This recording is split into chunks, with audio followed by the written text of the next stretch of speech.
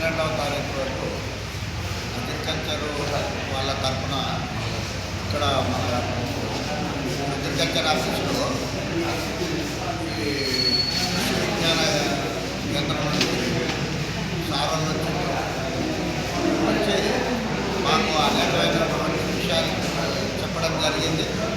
అందులో కృషి విజ్ఞాన కేంద్రం శాస్త్రవేత్త ఆమ్లాల గురించి కానీ ఆమ్లాల గురించి మేడము సారు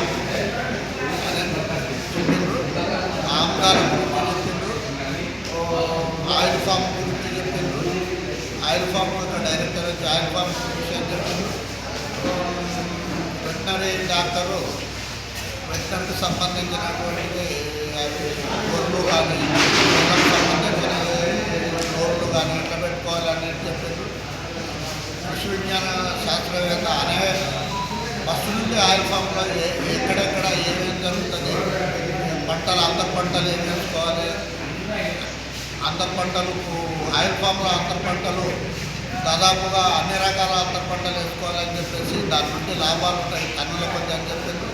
మేడం హైదరాబాద్ నుంచి వచ్చి ఆమ్దాల గురించి 6 నెలలకు 7 నెలలకు ఉన్న పంటను 4 నెలలకే పండించడం జరుగుతుంది. ఆ తర్వాత ముద్దలు కానీ అవి కానీ వేసుకోవడం జరుగుతుందని చెప్పేసి కానీ క్లియర్గా చెప్పింది. ఆ తర్వాత ఈ ట్రిప్పు సారు ట్రిప్పు ఆఫీస్ నుంచి ట్రిప్పు సారు